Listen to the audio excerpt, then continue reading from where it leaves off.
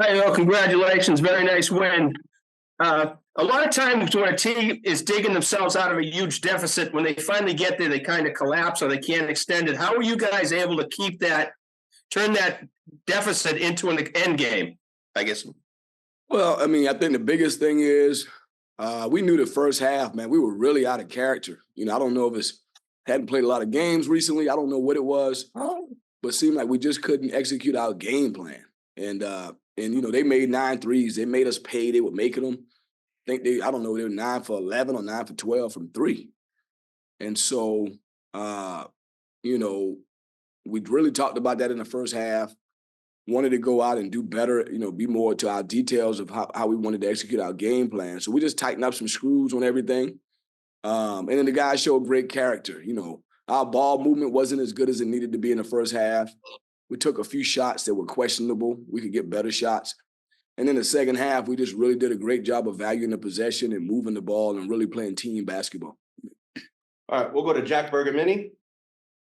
Hey, Coach, congrats on the win. Devin McLaughlin, 30 points, career high. How important was he today? I mean, I'm so happy for Dev. He's a loyal guy. He's the first guy that signed up to come play at Boston College 3 years ago. So he was home. He had a great crowd. I had no idea he played the type of game he played. I knew he played a good game, but I didn't realize he had that type of performance. So just really happy for him. He's an everyday guy, loyal guy. And, it was a homecoming for him, so just really proud of him. What happened at the end there when he scored those final 2 points? We didn't want to shoot that ball. We didn't want to shoot that ball. They were pressing us. It was hard to get it in.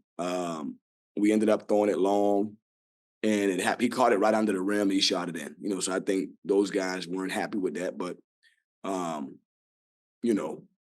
that's what happened. We didn't really want to shoot that ball, but he caught it right under the rim and shot it in. We'll go to Trevor. From my eyes, you guys seem to have a toughness and a swagger about you in the second half. Do you feel like that's the most tough you guys have played all season in terms of kind of the grittiness that you look for game by game? I don't know if it's the toughest we played all season, but I thought it was a great snapshot of a group digging themselves out of a hole, being resilient, really believing what we're trying to execute and doing it together as a group. It was beautiful to watch. It was beautiful to see. Beautiful to be a part of. I don't want to be down in a hole like that, but I thought it was beautiful to just see them dig themselves out and show so much resilience and so much toughness. We'll go to Jack Sieberlich. Hey, Coach. First off, congrats on the win. You guys lit up 51 points in the first half. You mentioned part of it that was them knocking down a lot of threes, but what did you kind of say to them? What defensive adjustments did you make to kind of buckle down the second half? Well, it's interesting because, we had 38 and, usually if I see 38 for us, I feel pretty good. Most times I see 38 or 40, you usually look at the scoreboard and say they probably got 30 or 32. So 51 was just out of character for us, Right.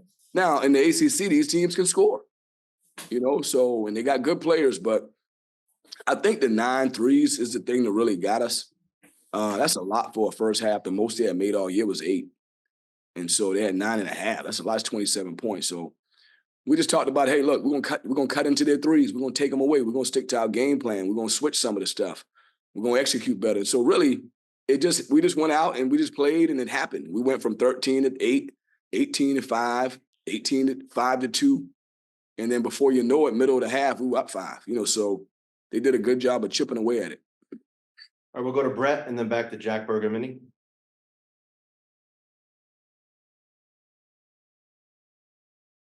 Brett, go ahead. Sorry about that, Coach. So obviously, Georgia Tech has very good guard play. Is that game to kind of really look to cut them down on the scoring and look to see, if you could really make other people, make an impact on offense? Yeah, we were trying to take away the perimeter players. Reeves and Kelly, they both 6'6".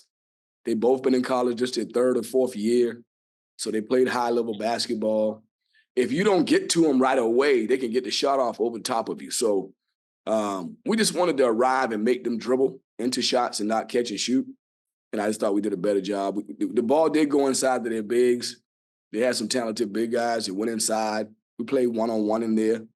But the biggest thing was just arriving on the catch with their shooters and making them dribble. And again, first half we didn't do it. Second half we did. Jack Bergamini. Coach, how much of a relief it is to have a player like Claudio Harris Jr. who can make those like shot making abilities late in games? I feel like you've never had another player like him, in your time at BC. Right. Well, I tell you what, it's refreshing because, at this level, you got to put 2 or 3 guys on the floor that are capable of really, doing some things on the offensive end, to be big enough, athletic enough to defend. I mean, it's a big boy league. There's some good players in this league. So it's refreshing that he can go and be so aggressive and got a knack for, knocking down shots. That's something that, this team needed. And I'm glad we were able to, get him into our program and let him find his rhythm with us because he's definitely a guy that helps us. Trevor. Back to Dev for a second. Obviously, he's the ultimate glue guy. He kind of fills in whatever the team needs. But is there a way to incorporate him more in the offense? Can you guys look for him more after it? If he drops 30, obviously he can score. So. Yeah, I think we went to him a little bit, but a lot of it was organic. A lot of it was organic. The only thing we talked about, we knew they may not, guard him as much on the perimeter. So the last couple of days, we told him, hey, you might have to take 3 or 4 now, 3 or 4 threes if you like them. And he took 4, And so, we probably could go to him more. He's not one of our top options. He's kind of the guy that just blends. And then you look at the end of the game, he got 12 and 8. And we don't run a lot of plays for him, but if there's a matchup that is in his favor, we do try to get him the ball, son. Jack Sieberlich. Yeah, Coach. Since you've gotten to BC, you've kind of molded the identity of this team to be, defensive minded. But in the first 3 league games so far, opposing teams have averaged 85 points. Are there any kind of defensive adjustments that you want to make going forward? Yeah, I want to continue to work at that and make sure that we just tighten up in all the details on the defensive end. Like I said, these teams can score, so they present a challenge. And but the season ends in March. And we just got into January, so hopefully we can get a little bit better in the next 2 or 3 weeks, and then in February improve more. And maybe, as we continue to go, some of the young guys we play and even the new guys, like Claudio is a great player, but he's new. DJ didn't play. Donald Hand didn't play last year. He's new. Amani Mighty didn't play much. So, I think with that newness, you only can get better as the year go along. So we'll try to tighten up. Hopefully we can get 2% better in the next 10 days and then just keep trying to get better. Or we'll do our last 2, Jack Bergamini and Brett. Coach, I want to ask about Prince. Obviously, he had a better second half, but offensively, kind of where do you see his role in the offense, and have you thought about potentially, switching up some lineups to kind of make him fit better with certain, rotations? Yeah, Prince is a very crucial player. He's an ACC athlete, so we need him on the floor.